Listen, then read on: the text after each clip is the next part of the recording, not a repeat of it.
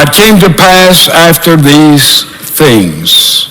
After these things is where we begin as we ascend Mount Moriah. In 1953, May the 28th, 11:30 a.m., Sir Edmund Hillary ascended to the top of the world. He climbed the top of Mount Everest after an almost impossible climb up with his friend, his guide. Ice, storm, cold, rain, lack of oxygen, fatigue, slides, sheer effort. He reached the top of the world,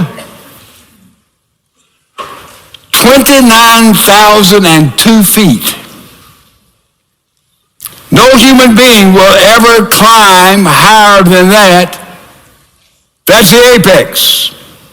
That's the highest that anyone will ever climb. Unless you would climb the mountain we're going up today, Mount Moriah. And we have two men, Abraham and Isaac meaning laughter, climbing that mountain, and spiritually, Moriah is the highest mountain you can ascend in the Old Testament. In fact, you move to the New Testament, it is on the same Mount Moriah you found Mount Calvary, and that's the highest mountain anytime, anywhere, any place. Same mountain. Perhaps the same place.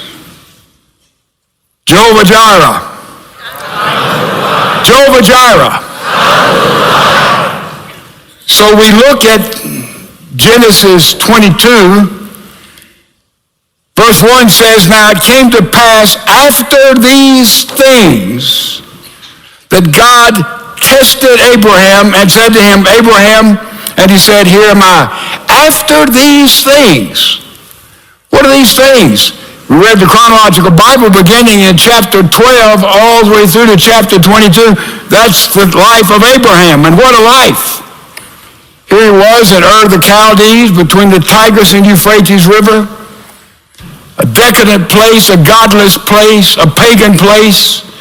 And God called Abram to come out of Ur and to go to the promised land and to build a nation of people. And you read in Hebrews chapter 11, he said Abraham was to find a city and to build a city who has foundations, whose builder and maker is God. Foundations. And that was the quest, that was the faith of Abraham. He left everything he'd known, he left all the history, everything behind him, and he climbed that mountain. He went there all the way to a promised land. And we read about it. Abraham was known as a friend of God. Let me tell you something. You can't do better than that. Who's your buddy, God? Who's your best friend, God? And he's known that all the way through the Bible. And we see he got to the promised land with his nephew Lot. And you read Lot, notice this, Lot pitched his tent and then he built his altar. Abraham always built his altar and then he pitched his tent. We operate like that. We get our things together, then, oh yes, we're going to worship. Or we start off and say, I'm going to worship, and then out of worship, I'm going to get all my stuff together. Built an altar, pitched his tent. That was Abram. And what a life he lived. God blessed him. He was prosperous. Man, he fought battles to rescue his nephew Lot. And he went in Sodom and Gomorrah, and he tried to negotiate with God and be the mediator so the judgment would not come down upon those decadent, godless people. Quite a guy, quite a man. And the angel spoke to him early and said, Abram, you're going to be the father of a great nation. And his name then was called Abram, which means big-time father, foremost father, the angel said, we don't call you that anymore. By the way, people meet Abram and said, man, you're called foremost father. How many children do you have? He's not one. Oh. Then the angel said, we're going to name you Abraham, which means father of multitudes, father of many. And he said, well, what's your name? Abraham. Well, how many children do you have? You father of multitudes. I don't have a one. So they'd see him coming. There's Abraham. He calls himself the father of many. He doesn't even have a single offspring. What a goose. What a joke. But Abraham believed God. But the last time God told him, it said, Abraham, father of many, you're going to have that promised son, and he's going to redeem the world. He's going to build a peculiar people who love me and follow me.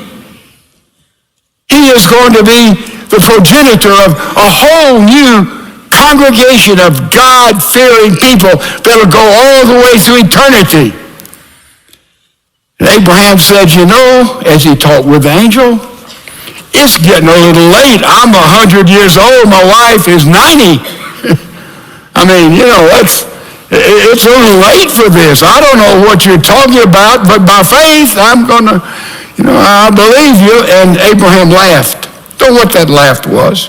Later on, another angel reaffirmed that promise. And Sarah, behind the curtains, his wife, she laughed. She said, I'm 90 years old. I'm going to have a baby. He's 100. My goodness, no.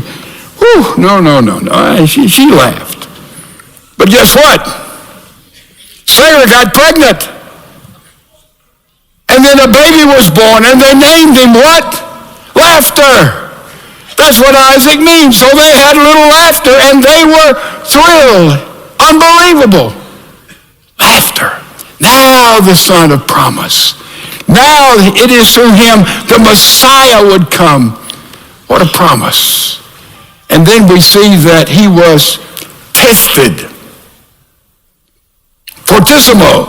These musicians know that word. It's a musical word. And that's what the word tested means there in the Greek. Fortissimo. It means with passion. It means with, man, all the way. It was a test that was severe, overwhelming. Fortissimo. Passionate test. Passion that Clay Walker has when he sings, right? Fortissimo. That's it. And he was tested. It's important that we know this. And that's what the verse tells us. God said, Abraham, and Abraham answered and said, Lord, I'm right here. And then we see the test that happens, and it begins with a conflict. Look at verse 2. Then God said, take now your son, your only son, Laughter, whom you love, and go to the land of Moriah, and offer him there as a burnt offering on one of the mountains of which I shall tell you. Offer Laughter as a burnt offering. And a burnt offering, ladies and gentlemen, they would take all of the animal, and put it totally on the altar and let the fire consume it completely. That was a burnt offering. And that's what God asked Abraham to do. Unbelievable, isn't it? Go, take Laughter, the promised one. And there we have, follow me carefully, a conflict. A conflict between the promise of God. Laughter is going to bring all the truth of God, the revelation of God with a new kind of people. And now we have a command that says, take Laughter and put him on the altar as a burnt offering. So here's God's promise and God's command, and they're in conflict with one another. How's this going to happen? Jehovah Jireh. Jehovah Jireh. Elizabeth Elliot was visiting in Northern Ireland, and she visited a sheep farm, a ranch, and she saw there the shepherd was taking the sheep and putting them in vats that were held with all kind of medicinal oils to rid the sheep of parasites and other things, and she watched the shepherd take the sheep and put them in the vat and put them down, and they'd come up, and he'd put them down again, and she said, I wonder what that sheep thought. Here's my shepherd now trying to kill me. Ladies and gentlemen, sometimes what we may interpret that God is trying to kill us, he's really trying to save us. So here we have a conflict between the promise of God and the command of God. How does this work? How does this happen? I've gone to the Lord many times. You have too, and you have thanked him for when he said yes to us. Lord, I pray that this will happen, and he said yes. Lord, I ask that you would guide me, and he said yes. We thank him when we petition to him, and he says yes. But how many times have we thanked him, we petitioned him, when he said no? If Keith, when he proposed to that girl and she turned him down, what if they had gotten married? Thank God that God said, no, this isn't the one. Most of us could have that testimony. We've gone to the Lord and said, God, I know this is your will. I pray believing that you do this. And God said, no. And I don't understand those big no's in my life. You don't understand it either. But one day we get to heaven, we'll look back and we'll understand when God said no, and we'll thank him for that no. When he says yes, it's easy to thank him, but it's the no's that gets us. Let me tell you something, folks. There's nowhere in the Bible that says that we're to be healthy, wealthy, wise, prosperous, and live long lives. If you'll find that passage, would you bring it and show it to me after the service? You can't find it because it's not there. God is in control of life. Some are brief, some are long, some are tragic, some are full. You see, our purpose is to glorify the Lord, and we do that by seeking him and understanding one thing, Jehovah Jireh. So we have the test, severe test. Take your boy, climb that mountain, make him a burnt offering. And then we have the obedience. This is stunning to me. God gives this breathtaking command, and look at the next verse here.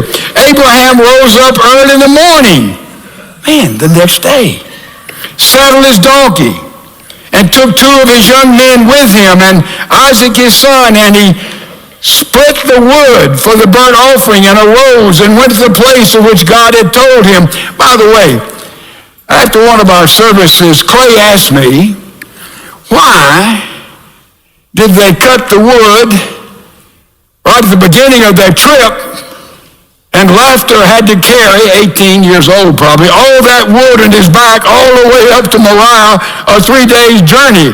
And I said, I've never known. Then I knew exactly why. This is a shadow of Jesus carrying his wood up that same cross as he died for you and me. As the Father offered him a burnt offering, a living sacrifice on that altar for your sin and for my sin.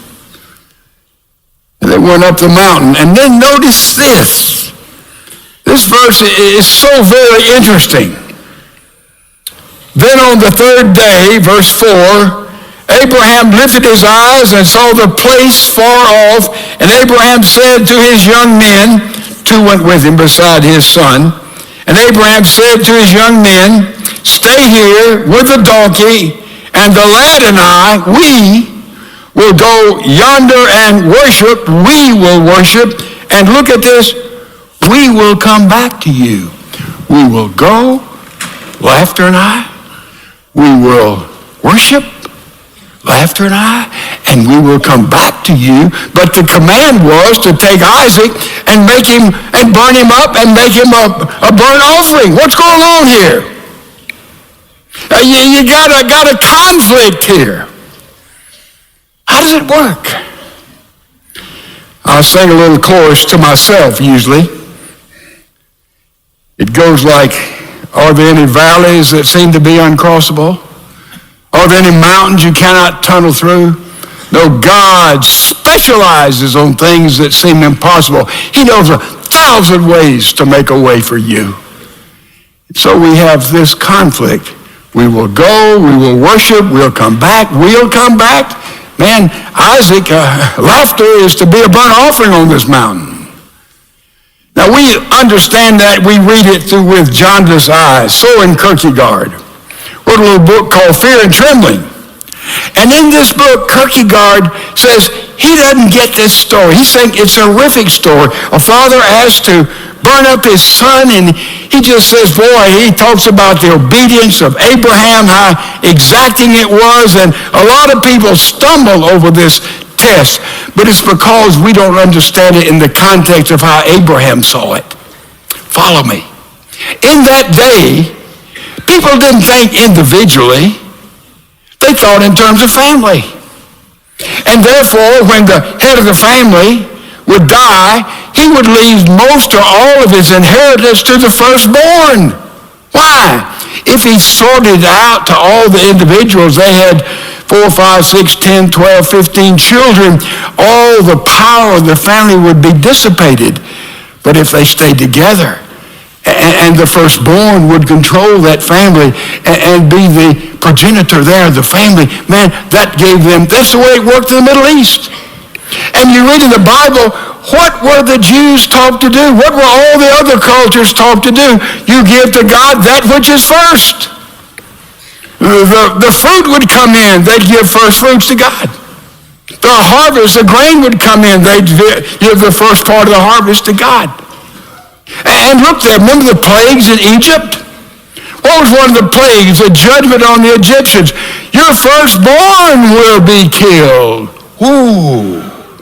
But the Israelites escaped that. How? Because a lamb was killed, and a lamb became the substitute for the firstborn. And therefore, when Abraham heard the call to present laughter, Isaac, as the firstborn, as a burnt offering, it wasn't like God said, Abraham, I want you to go to the tent and kill Isaac. Laughter. He'd say, no, that's not the voice of God. I had too many falafels last night. I mean, God wouldn't do that. Abraham, I want you to go kill Sarah. No, God would never do that. But when he said, Abraham, I want you to go offer Isaac, your firstborn, as an offering, he got that. He got that. He understood that. That's in the principle of the whole posture that we work through here. See, a totally different thing. And by the way, Isaac, laughter, got it as well. Look at the next passage, the passage of the Lamb. So Abraham took the wood of the burnt offering and laid it on Isaac, laughter, his son, and he took the fire in his hand, a knife, and the two of them went together. And laughter spoke to Abraham his father and said, my father? He said, here I am, my son. Then he said, look, the fire and the wood, but where is the lamb for the offering? Abraham answered, I don't know.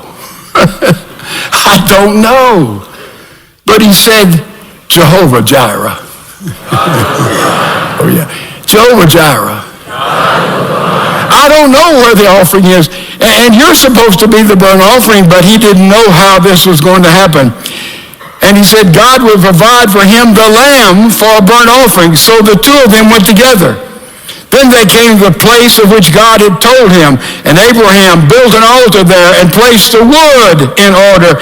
And he bound up Isaac, his son, 18-year-old, 19-year-old son, much stronger, more powerful than his dad, without any question. Isaac knew he was the firstborn. He understood what was going on and not what exactly going to take place. And he bound laughter, his son, and laid him on the altar upon the wood. And Abraham stretched out his hand and took a knife to slay his son. But the angel called to him from heaven and said, Abraham, Abraham. And the Lord said, I'm sure glad to hear from you. Here I am. Here I am. And then look what happens. And God said, do not lay your hand on the lad or do anything to him. For now I know that you fear God. There you have not withheld your son, your only son, from me. And Abraham lifted his eyes and looked, and behold, there was a ram caught in the thicket by the horns. So Abraham went and took the ram and offered it up as a burnt offering. And Abraham called the place Jehovah-Jireh. You see what's going on? God knew the firstborn were to be given to him, and he says, Abraham, you've taken a little laughter, and I want to make sure he hasn't taken my place in your heart. He hasn't become an idol. He hasn't become what all your life revolves around. This 18 or 19 years you've had this son of prophet. He is the firstborn. I want you to take firstborn and submit it to me as a burnt offering. And God saw the willingness of Abraham, and then God knew that he was now first.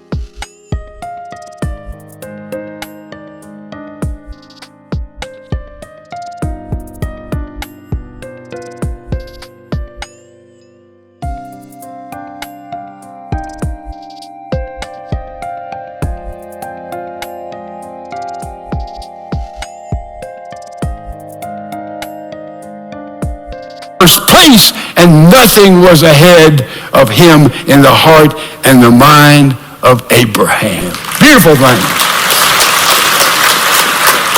George Jagger, you might remember the story, tragic story. George took his father and 3 sons out into the Atlantic fishing, and a storm came, 6-foot waves. The water was filling the boat, and he had all the Jagger boys put on their life jackets, tied them together, went into the ocean. They fought the waves. They couldn't make it to shore. The youngest son, Cliff, at the bottom, he finally said, I can't fight any longer. I'm going to Jesus. And that father watched his youngest die, his next son, and then his daddy died, tied close to him. 9 hours later, he swam to shore, never cutting loose any of his family, though he knew they were dead. George Jagger saw as a dad. Or his father die and his boys die, and he saw them as they died with confidence because he built into them Jesus. Laughter got on that altar. Why? Because he'd been on that altar. He had been a worshiper.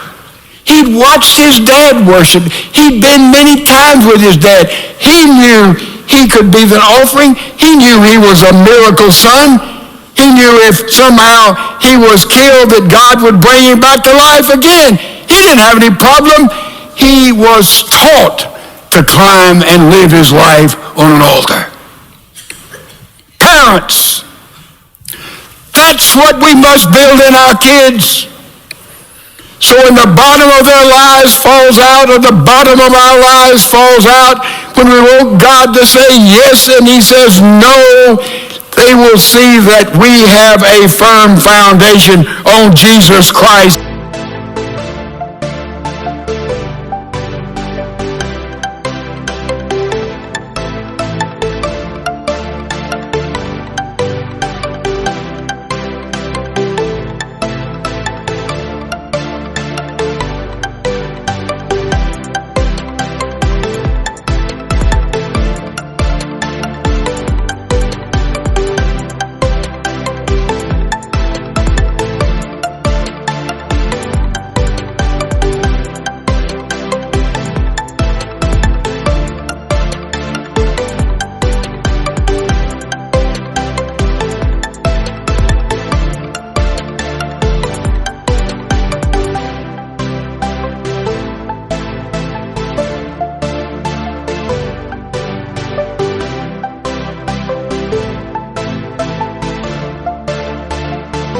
that is beyond this life and beyond the suffering of the day.